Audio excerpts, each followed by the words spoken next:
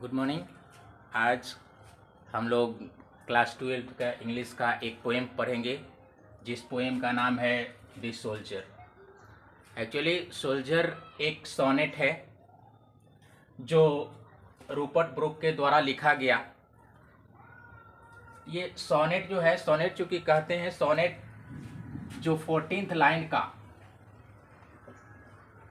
Lines का जो poem होता है उसको हम लोग सोनेट कहते हैं। ठीक है, तो रूपर्ट ब्रूक के द्वारा ये लिखा गया सोल्जर। सबसे पहले थोड़ा सा रूपर्ट ब्रूक के बारे में जानते हैं कि इनका जन्म 1887 है, 1915 जो है उनका डेथ है, और इन्होंने इंग्लैंड में जन्म लिया। इनको सबसे इम्पोर्टेंट चीज़ है कि इनको वार पोएट के नाम से जाना जाता है। ठीक है, ये जो है एक वार पोएट के नाम से जाने जाते हैं। कौन? Rupert Brooke. ठीक है, ये इनको वार पोएट कहा जाता है। अधिकतर जो है, अधिकांशतः ऑब्जेक्टिव के रूप में भी ये आता है कि who is known as war poet. ठीक है, तो हमें ये याद रखना चाहिए कि रूपर्ट ब्रूक को वार पोएट के नाम से जाना जाता है।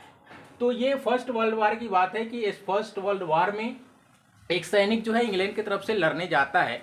उसके लिए इन्होंने एक पोएम लिखा जिसका नाम है द सोल्जर। और ये पोएम में एक सोल्जर की कहानी, एक सोल्जर्स की वर्णन जो है करता है, और ये दिखाता है कि एक सोल्जर जो है अपने देश के लिए, ठीक है, अपने मातृभूमि के लिए किस तरह से अपने जान को भी न्यौछावर कर देता है और अपने देश के लिए क्या क्या कहता है।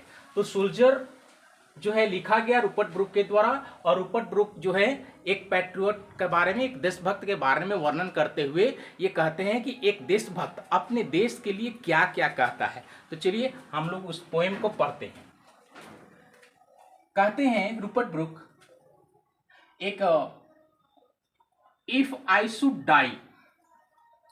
ठीक है, इनके द्वारा कविता जो है, पोएम, इनमें एक पोएट के द्वारा जो देशभक्त है, एक सोल्जर है, वो क्या कहता है कि इफ आई शुड डाई, यदि मैं मरूं,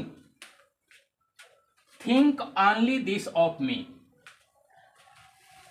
वार में, युद्ध में सैनिक गया हुआ है इंग्लैंड की तरफ से, और वो ये बताता है कि यदि मैं लड़ते लड़ते शहीद हो जाऊं तो आप मेरे लिए और कुछ मत सोचिए, मेरे लिए बस एक ही सोचिए, think only this of me.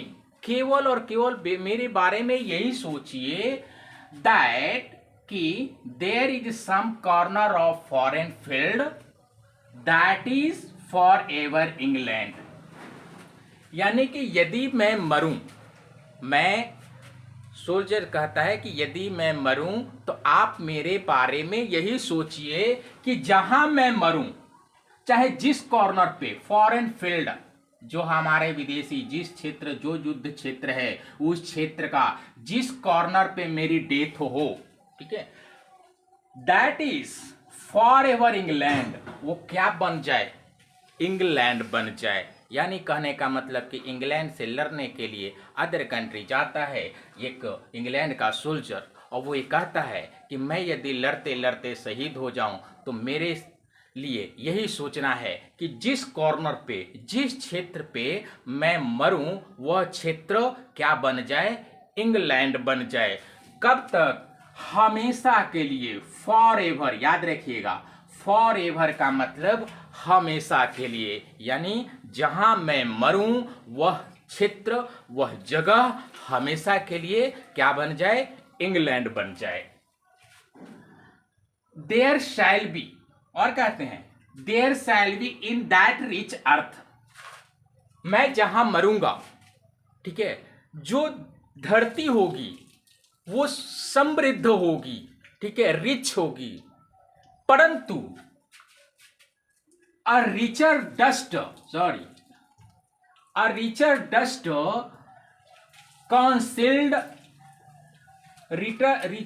Concealed. यानी कहने का मतलब कि जो धरती, जहां पे हमारी मृत्यु हुई, वो धरती भले ही रिच हो, यानी समृद्ध हो, लेकिन उससे भी समृद्धशाली हमारा डेड बॉडी होगा, जो उसके अंदर, उस मिट्टी के अंदर, उस धरती के अंदर छुपा हुआ होगा। यानी कहने का मतलब कि एक सोल्जर कहता है, ठीक है, कि यदि मैं लड़ते लड़ते मर जाऊं तो मेरा जो मरने का वो जगह जहाँ पे मेरा दफनाया जाए, जहाँ पे मैं मरूं, वो जगह चाहे किसी भी कंट्री का हो, चाहे किसी भी देश का हो, वह जो जगह है वह जगह हमेशा के लिए इंग्लैंड बन जाए। भले ही वो रिच है, भले वो अर्थ वहाँ की भूमि समृद्धशाली है, लेकिन उससे भी समृद्धशाली वह जगह होगा जहाँ पे मेरा डेड बॉडी वो कंसील्ड होगा, छुपा हुआ होगा। यानी डस्ट का मतलब एक सोल्जर्स का डेड बॉडी को कहा जा सकता है यहाँ। यानी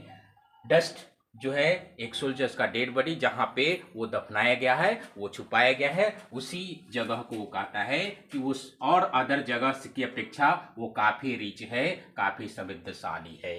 ठीक है, आगे चलते हैं। अ डस्ट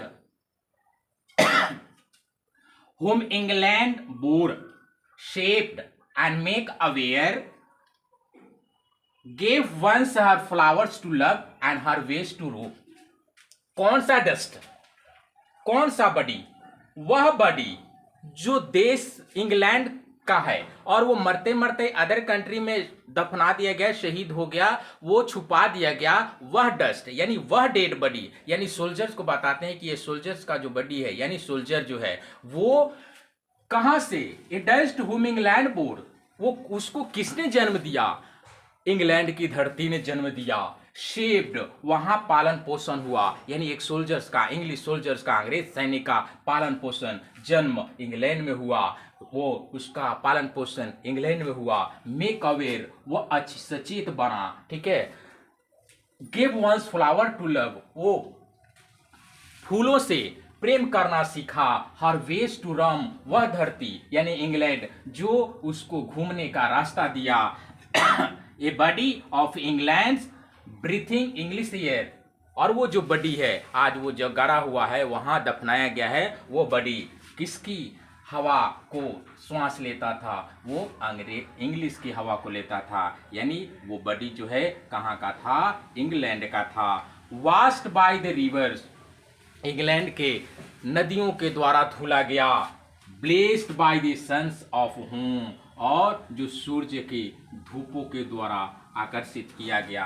ठीक है, ये जो है ना हमारे सैनिक का, हमारे पोइट कहते हैं कि अपने अंग्रेज का, इंग्लैंड का जो सैनिक है, ये सैनिक अपने देश के बारे में ऐसा सोचता है कि किस तरह से हमें ये करना चाहिए अपने देश के लिए। वो ये बताना चाहता है सभी को, और ये कहता है कि यदि मैं मरूं तो मेरा जहाँ पे मरूं वो क्षेत्र इंग्लैंड बन जाए, और वो इंग्लैंड जहाँ पे दफनाया गया, ठीक है, वो काफ़ी समृद्धशाली हो। क्यों हो? क्योंकि वो जो डेड बॉडी है, वो बॉडी एक समय ऐसा था कि वो इंग्लैंड ने उसको जन्म दिया। हर तरह से उसको इंग्लैंड ने ही जो है ना आगे हर काम करना सिखाया है, इसलिए अपने देश के लिए वो मर मिटने को तैयार है।